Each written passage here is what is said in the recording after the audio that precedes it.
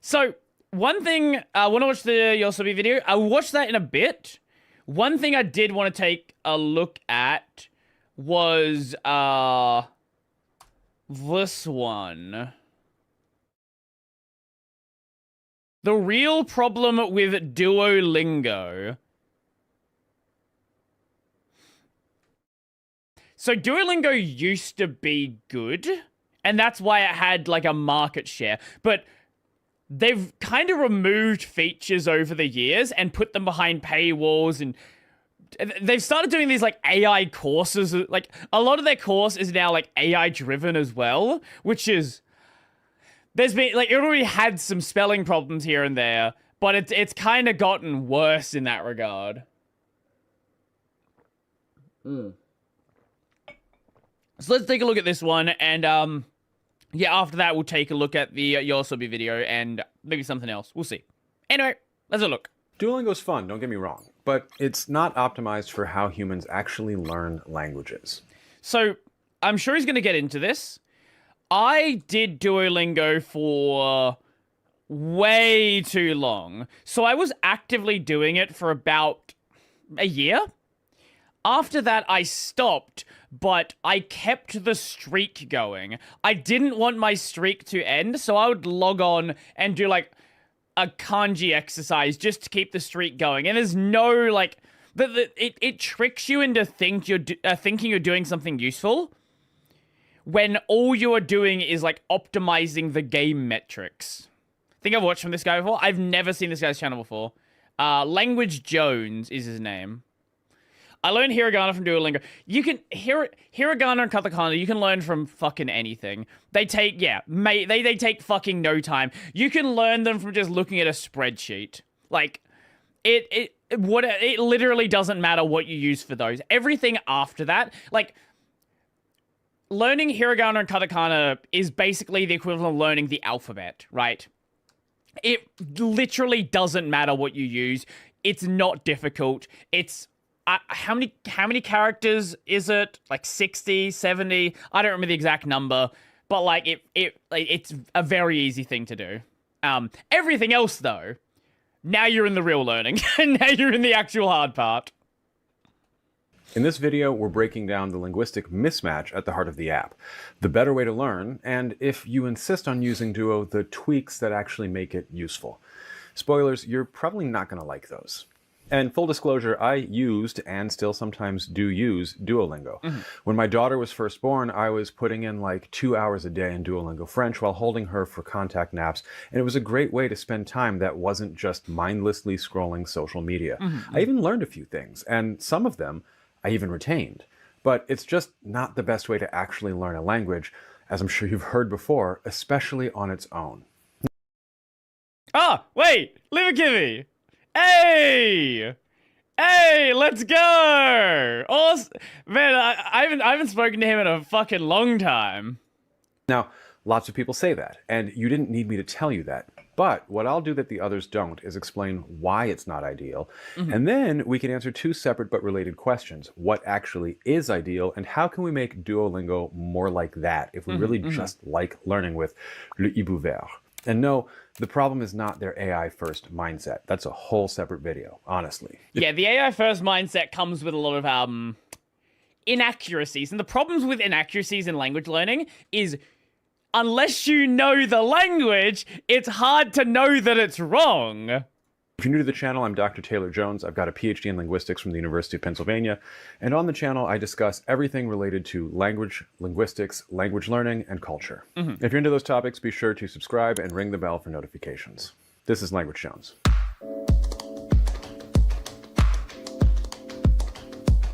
So the problem with Duolingo is not their AI-first stance, nor is it the fact that every course is different. That's actually a plus. Nor is it the weird sentences like, my zebra ate a balloon, or the ducks are conspiring against us. Those are also actually a boost for memory and retention. Instead, it's a complex of factors that all interrelate based on how they teach. The AI hallucinates, right? Yeah, that it definitely does do that. Now, there is an area where I think the AI does make sense.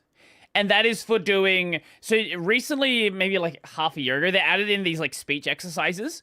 So if you have human written sentences and then a TTS bot that reads out those sentences so you can have a dialogue with it, and then it does like voice recognition on the things you're saying, I think that has value. First is information overload. You're simultaneously trying to learn phonology, that's the sounds of the language, morphology and syntax, and vocabulary, and it's all in a way that's not optimized for memorization and retention. As you're learning a language, you should be starting with the sounds of a language. Duolingo is okay with this, but not great. Not just because they don't explain it, but that's a huge part of it. And this is where the AI-first approach is a problem. Some of their AI voices are just not good enough for you to learn the correct sounds. I'm looking at you, Check. And when it's not AI voices... Yeah, I can't speak for other languages. The Japanese examples have sounded fine to me. Again, I can't speak for other languages. This is the other problem. When they're not human-derived, you get very, how would you say it? Different results in each language. I imagine something like Mandarin's probably pretty rough. It can be hard to hear what is a general phonological alternation and what is casual speech and what is something else. Right. Sounds go together to make morphemes, the meaningful building blocks of words. Think about how meaningful is composed of mean and ing and full, and they combine together to mean something more. And then you have to learn the words themselves. And the syntax, that's the conjugation paradigms, word order, We're looking all at that Polish. stuff. Sometimes Duolingo is wrong. really good, as when they consistently use the Germanic equivalents of what they're teaching in French. So you can actually map phrases like go out to their French, their... Oh, that oh, man. Okay, sorry. There's one thing I really fucking hate about Duolingo. So, it is very Americanized. Very, very Americanized. If you want to get pissed off, look at it. Just go do the section where it talks about college students and their different grade levels, because it uses the fucking American naming, the fucking freshman, sophomore, senior, whatever bullshit, and I'm like, what do these words mean? Fucking use real words. I don't want this American bullshit. Romance counterparts. And sometimes their idiomatic translations don't particularly help at all. So you're trying to translate, fine, not ideal, but fine. And you're also trying to grok new information across like 4 different linguistic domains. And on top of that, the structure is not optimized for memorization. Now, back when it was the tree, it was a little loosey-goosey and choose your own adventure. The path, I think, is a net. Yeah, I prefer first year, second year. When it literally has the numbered years, it's like... Yeah, it will literally have, like, the numbered years, and it's like, oh, freshman. What the fuck's a freshman? That's not... What the fuck? I don't know what that is. Here we use grades 1 to 12. Yeah, we do the same thing. Yeah. Positive, but they have been tinkering and tinkering and tinkering with the organization of the path, and its current iteration, last I saw, does not provide effective spaced repetition of what you're learning. Meaning, you do all that work, but you're not going to lock in what you learned because you didn't really fully understand it and you don't see it enough afterwards. I have my theories as to why this is, but I have to add a little more before we get to that theory. If you want to learn more about memorization for languages and best practices I recommend, be sure to check out this video. I'll link it at the end. But here's the thing. The path keeps you locked in without really seeing where you're going. If you buy a textbook, you can flip through it, skim it, see what all the contents are, develop a plan, target weak areas, and so on. For Duolingo, the path Brodie's is just having a what the fuck is a kilometer moment. You're not wrong, though. Transparently linked to a clear progression with standards of learning, either in terms of content or in terms of training and testing. What Duolingo does is give you a dopamine hit from new words and from gamification, all that XP, the feeling of progress through a circular progress bar in a lesson, or movement along a path with a skill. But you're not getting a picture of how many words and grammatical structures you've studied, how many you've ostensibly learned to the point that you should be able to use them, or anything along those lines, really. There's not even really a meaningful way of doing targeted reviews, although you can do some partial lessons over again, but it's discouraged in the UX. Yeah, I can't speak for other languages. With Japanese, you can go back and selectively practice not individual kanji, but kanji groups. Why is this? Well, Duolingo's mission is not to teach you a language. I've mentioned this elsewhere. Teaching you a language is a secondary goal. It's certainly one that's beneficial to them overall, except for maybe not. Duolingo runs on subscription payments or Yeah, Duolingo has the same problem that dating apps have. Dating apps don't want you to find a partner.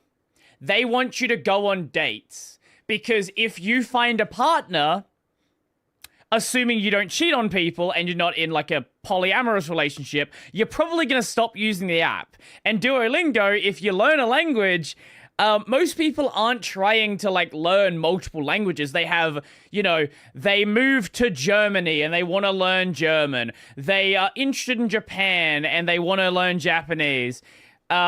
Various other things. They started dating a Chinese girl and they want to learn Mandarin to speak to her parents, right? You have a specific language goal in mind. So once you learn that language, you're done with the app.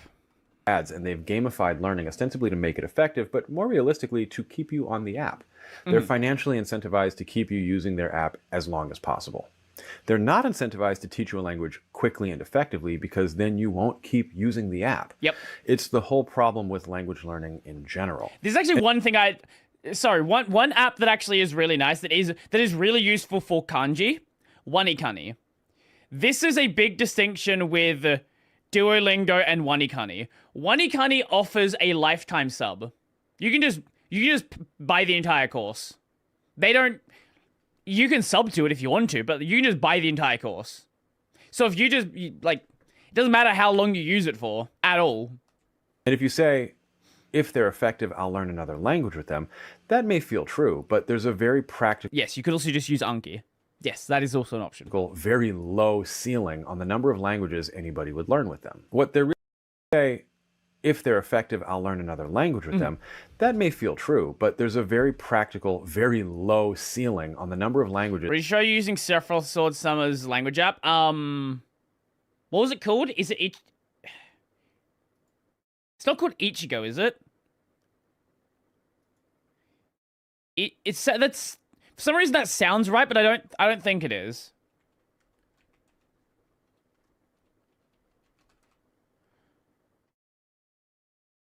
I don't remember. Well, I can't really use it if you don't remember. Let me go to his Twitter account. He'll talk. He's probably linked to it or something.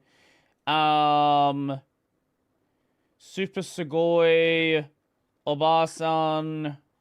Where did we last talk about the app? Here we go. Do not use Duolingo. So we're gonna side tangent from this guy. We're gonna go look at his video on don't use Duolingo. Akimashite omedetou.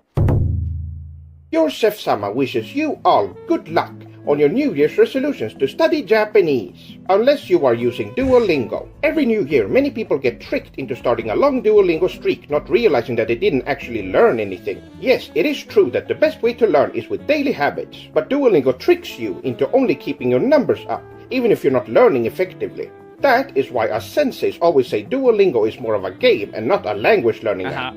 More and more people are realizing this and are looking for alternatives. There are many different resources nowadays. Everything here is great. Anki for flashcards, Wanikani, people have, if you don't want to pay for Wanikani, people have ripped the Wanikani cards for Anki. So I'm not going to tell you where to find them, but if you don't want to pay for Wanikani, you can find all of the cards ripped for Anki. That's all. That's all I'll say for that. Besides Duolingo. But how can you tell which ones are good? One red flag is if they use AI to generate their lessons. Even Duolingo is doing this now. They are. So, if they were serious about teaching you Japanese, they would have humans writing the lessons, not AI lessons that are quickly made, ineffective, or inaccurate. You should also join communities like r/Learn Japanese that have experienced learners so that you always get reliable recommendations. They even have an easy guide for beginners so you know where to get started. And finally, this is a bit biased because I am in it, but I recommend the Iago app. It teaches you to speak Japanese through a fun visual novel story, and it even has a murder mystery with me as a suspect. But it doesn't just teach you the Japanese language, but also the culture. All the lessons in art are made by humans, so it is perfect if you like true Japanese culture, like me. And did you know that recently it was even nominated for an award? It is also currently on a New Year's sale and has a free trial, so you can cancel if you don't like it. Just note that Iago is only one possible tool that you might find helpful. It is important to experiment and see what works for you, but you will succeed as long as you make it a daily habit and always challenge yourself with new material. And most of all, you should be enjoying yourself by watching lots of sugoi anime. True. Good luck and ganbatte on your New Year's resolutions, my students. Matane! Thank you, Seth Summer. Akimashite! Thank you, Seth Summer. I saw this post. I won't be able to find it, but it was so stupid. Someone was like, I just got, maybe I want to find it. Year streak Duolingo. Someone was celebrating their year streak on Duolingo, and they just learned how to say and how to read Arigatou gozaimasu. It took them a year. It took them a year to learn Arigatou gozaimasu. What are you doing? Surely you realize, like, I realized what was happening. I was like, this is not productive. But, like, how do you... And I just scrolled through a Twitter post. There are people that are like, oh, I'm 2 years into Spanish. I don't know anything. I'm 5 years into the app. Like, what are you doing that long into the app? As anybody would learn with them. What they're really designed to do is keep your attention with a language-focused app. Now, this doesn't mean that you can't learn a language from them. I honestly found that with some tweaks, their Hebrew course is... You know, there's a graph on any list like GitHub that fills in when you have activity on that day. I got sucked into that. I got sucked into the I don't want my streak to end. I literally got sucked into bigger number, better person. And also for a while, I started gamifying the leaderboard. So rather than actually learning a language, to get enough XP to, like, go up the leaderboards, I would just do, like, the same basic exercise that would give you a certain amount of XP. But it was like a way you could run through it like 30 times. One of the best things out there for learning Hebrew. But it means that you need to be aware that they are incentivized to make you feel like you're making progress, not to actually, make progress. Yep. And while I'm getting a little ahead of myself here, when I started using spaced repetition software with an optimized strategy for encoding for memory, I started really getting a lot more out of Duolingo as a source of example sentences and not the whole thing. If you're studying Hebrew, you can check out a huge document that I made while taking notes as I worked my way through their course. It's over on my Patreon. And that's the thing. From the courses where I've actually seen all the content is good. But their job isn't to impart that content to you quickly or effectively. It's to have good content as a lure and for you to feel like you're accomplishing something while continuing to use the app indefinitely. So what's the answer? Well, I'll tell you what it isn't. It isn't swapping it out for other AI-based apps. That's just more of the same. And the conversation-based AI apps tend to be the same, but with less structured of a learning path.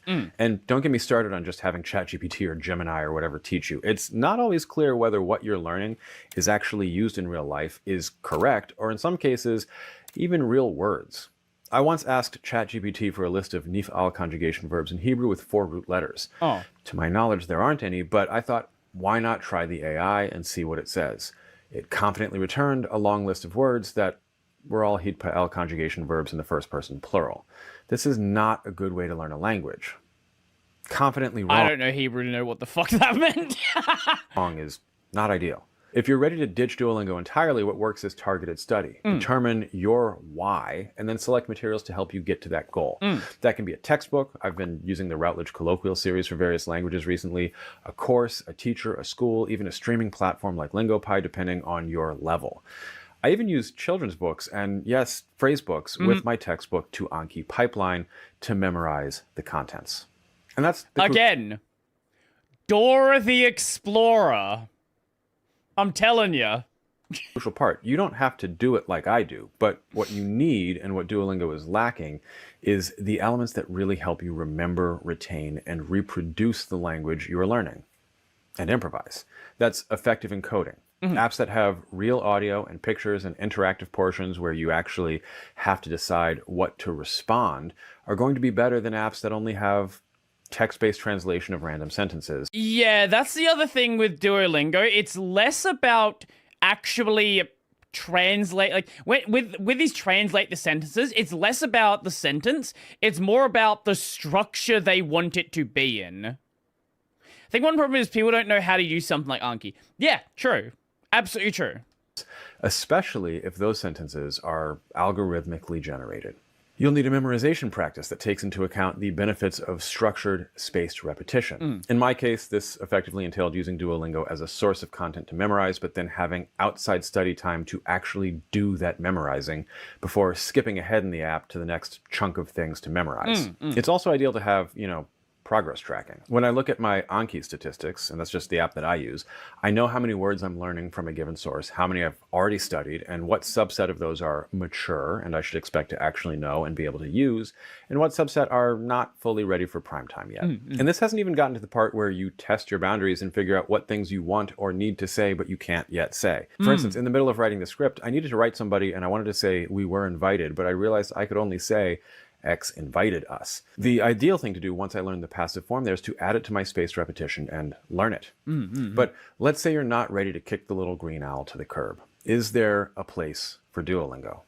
Yeah, the toilet. No, really, it's actually a great way to do something that passes the time. It's also good at bus stops, subway rides, the train.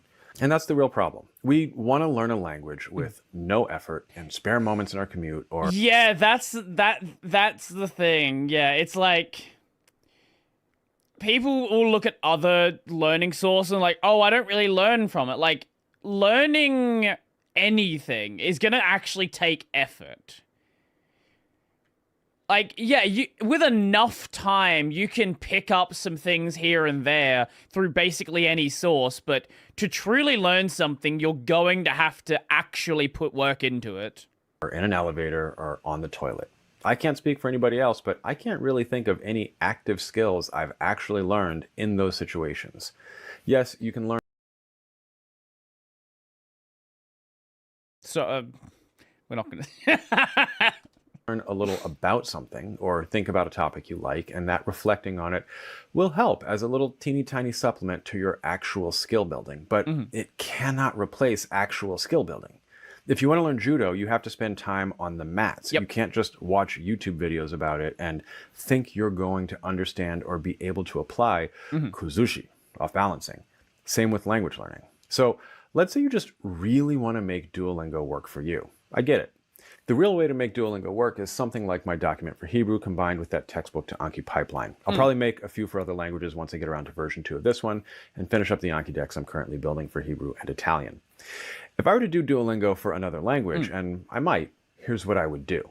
First, speedrun the course, but don't just do that to get through everything. The XP doesn't matter. Right. Instead, extract all the vocabulary.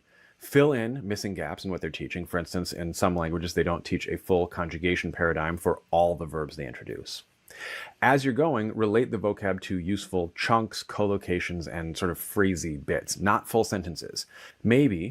Maybe extract a few full sentences that are indicative of sentence structures you want to learn. Then Anki dump using the method I've outlined elsewhere. You can watch my other videos for the details on why I do things this way, but the short version is to take your spreadsheet, or however you're tracking it, import to Anki, add audio. I use HyperTTS, which can do either AI-generated text-to-speech from a variety of sources, or even draw from real recordings of actual people from Forvo. Add images that relate to the things that you're memorizing. Doesn't Duolingo have an energy system?